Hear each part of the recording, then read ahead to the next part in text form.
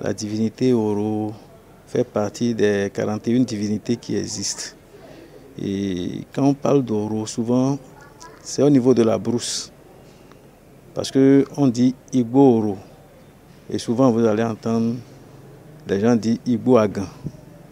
Ça, c'est quand on veut faire sortir la divinité Egungun. Parce que Oro, ce n'est pas pour la ville, mais c'est pour la forêt. Mais aujourd'hui, on retrouve ça dans la ville parce qu'il y a eu assez de développement et ceux qui ont installé ces hôtels dans leur maison sont obligés de l'appliquer dans leur maison. C'est une divinité qui sort la nuit.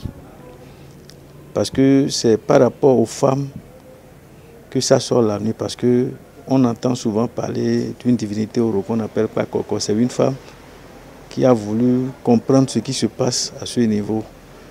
Et vu qu'elle est sortie, elle a rencontré cette divinité, ça fait que les grands, les aïeuls ont choisi que ça soit la nuit profonde. Parce qu'il y a un secret que personne ne peut comprendre, que personne ne peut voir. Parce qu'il faut être initié, être à un niveau donné pour pouvoir comprendre. C'est pourquoi c'est la nuit profonde qu'on retrouve cette divinité. Il y a des familles dans lesquelles on retrouve Egungun et Oro. Dans ces familles, quand on finit les cérémonies d'Egungun, on revient à la cérémonie des Oro, des divinités Oro, parce que c'est à travers la sortie de cette divinité qu'on ramasse les mauvais sorts de la famille pour aller vers la divinité Legba, pour aller faire des sacrifices. Donc, vous allez entendre certains disent qu'il n'y a pas Chogun Choro. Il y en a. Il y en a parce que si on doit rentrer dans les détails, nous savons qu'il y a des familles dans lesquelles on retrouve les deux. Et si tu es un bon dignitaire Nago qui pratique le culte Egungun, à la fin de tes cérémonies, c'est sûr qu'il y aura une journée que tu dois consacrer à cette divinité qui est Oro. Ceux qui pratiquent Oro uniquement à la naissance de leurs enfants, il y a un rituel qui se fait. À la mort, quand on veut les débaptiser aussi, il y a un rituel qui se fait avec les Oro. Donc ce sont aussi des morts, mais qui sortent la nuit. Ce n'est pas tout comme les revenants qui sortent le jour. Mais on dira que Oro et revenants et Egungun, c'est pratiquement même père, même mère. Mais il y a une petite nuance, c'est que l'autre sort la nuit. C'est toujours le sacrifice des morts qu'on appelle les esprits de mort à travers Oro. Vous allez comprendre qu'aujourd'hui, il y a la prolifération, la profanation du culte Egungun. Mais vous n'allez jamais voir quelqu'un dire « je veux organiser la sortie des Oro ». Ça veut dire qu'il y a un danger. Il y a quelque chose qui est là, qu'on ne voit pas, qui est un peu flou, qu'on ne peut pas comprendre, sauf si tu es dedans. Donc vous voyez, vous devez comprendre que la plupart des jeunes qui sont initiés sur le plan du culte Egungun ne peuvent pas vous dire qu'ils maîtrisent le culte Oro. Non, il y a une différence. La porte n'est pas ouverte à tout le monde. La porte, elle n'est pas ouverte à tout le monde pour dire je viens connaître votre chose, je veux que vous m'installez son hôtel. Vous n'allez pas voir quelqu'un aller installer l'hôtel d'Oro quelque part. C'est impossible. Ça n'existe pas. Si la personne vous dit qu'il en a trouvé, dites-moi que c'est impossible d'abord. C'est impossible, c'est sacré. D'abord, moi j'ai l'habitude de dire qu'il y a les tributaires, il y a les dignitaires et il y a les pratiquants. Quand on parle de tribu, on sait que c'est un groupe donné. Donc quand tu vas au Nigeria, tu sauras qu'il y a les Egba, les Chor, les Mongbat, etc., etc. Donc chaque clan a sa divinité à laquelle ce clan s'accroche. Donc, vu la guerre entre le royaume d'Abomey et le royaume du Nigeria, il y a eu ces parents que la guerre ont capturés qui ont ramené leur truc. Je peux donner l'exemple sur moi. Je connais mon histoire. Et je sais que dans ma maison, il y a le culte Egungun et il y a le culte Oro. Il y a tout ce qui est le culte des Nago qui se retrouve dans ma maison. Donc, je connais un peu ce que je suis en train de dire et je sais que Oro appartient à un clan. Ce sont les Nago. Tout culte qui vient du Nigeria, c'est toujours un clan Nago. Et c'est à cause de la guerre que ces cultes se retrouvent au niveau du Bénin.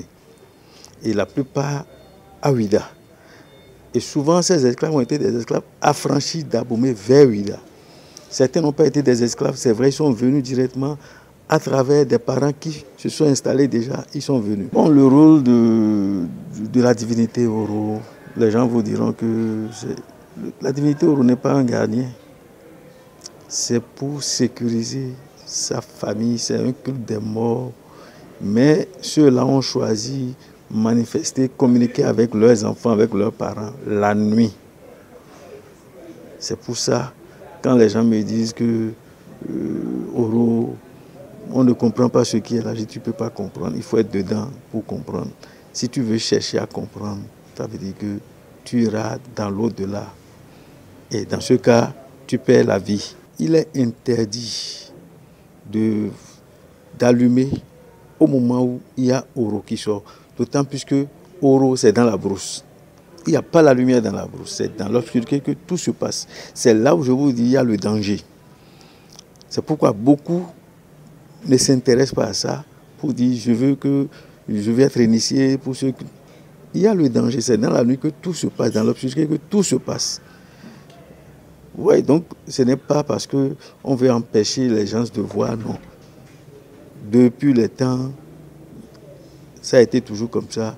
Je suis venu voir que c'est dans l'obscurité que ça se passe, mais j'ai compris que c'est dans la brousse, normalement, que cette divinité-là apparaît, avant de rentrer dans la ville pour faire ce qu'il y a à faire comme sacrifice. Le développement d'un pays ne peut pas avoir un ralentissement sur ce plan, parce que chaque maison qui pratique cette divinité doit avoir sa cour pour pouvoir sortir cette divinité dans sa concession. Moi, je prends l'exemple de ma maison. Quand ça va se passer à Cotonou, je sais que tout le quartier est averti. Mais cela ne veut pas dire que quand je suis en train de manifester chez moi, je dois sortir cette divinité pour aller dans la rue. Je ne dois pas empêcher les riverains de vaquer à leurs activités. Mais c'est dit que dans telle maison, tel jour, il doit y avoir telle chose. Ceux qui connaissent déjà que ça se passe comme ça sont obligés de ne pas passer par ici, sont obligés de prendre leurs dispositions afin d'éviter de tomber dans ces pièges-là.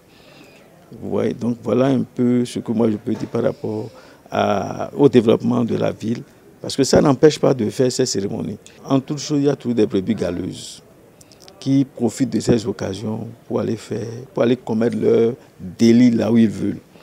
En temps normal, la sortie de cette divinité convient à une famille bien déterminée. On sait que c'est une famille qui est en train d'organiser les cérémonies annuelles de sa famille pour les morts de sa famille. Moi, je ne vois pas pourquoi je serais en train de manifester chez moi, je vais sortir les euros dans la ville pour aller casser des boutiques. Ce n'est pas possible. Même dans Sakété où on fait les grandes cérémonies, vous n'allez jamais entendre qu'ils sont rentrés dans des concessions pour détruire des boutiques. Il y a des endroits précis où on retrouve cette divinité la nuit, et on sait que c'est sur 15 jours, c'est sur un mois, et personne n'a le droit de passer sur cette voie ou de passer dans cette zone. Et on avertit pendant un mois d'abord. Mais nous savons qu'en toute chose, il y a toujours ceux qui profitent pour commettre leur bévue. Donc, nous connaissons tout ça là. Il revient à chacun de nous de réorganiser sa maison d'abord. Parce que pour la bonne marche du culte, c'est à partir de ta maison que tu dois mettre des garde-fous pour dire ça ne doit pas se passer chez moi. Ça ne doit pas se passer ici. Et quand tu mets ces garde-fous et que l'autre vient pour dire ah, j'ai vu ci, j'ai vu ça dans telle maison, moi aussi il faut que je la pratique comme ça. Je crois que chacun prendra ses responsabilités. On verra qu'il n'y aura plus de dérive.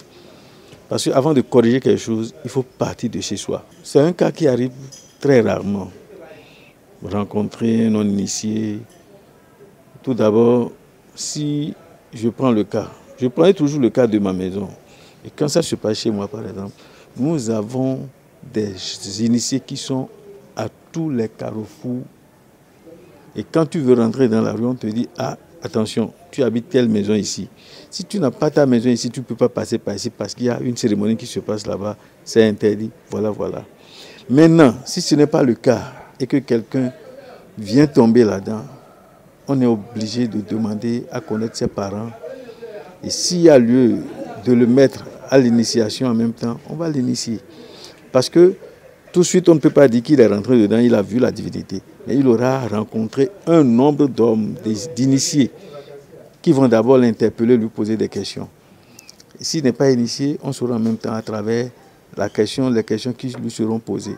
Parce qu'il y a des mots de passe. Et quand on t'envoie ce mot et que tu ne réponds pas, on sait que tu n'es pas initié. Même dans ma maison, quand tu viens, que tu dis tu es initié, je vais te donner le mot de passe. Et quand tu ne me donnes pas le retour de ce mot de passe, je sais que tu n'es pas initié. On t'amène là, on va t'amener pour te corriger. Ça, c'est confidentiel. C'est des trucs qu'on ne peut pas dire parce qu'on a des interdits qui sont propres. Et c'est dans le couvent que ça se passe.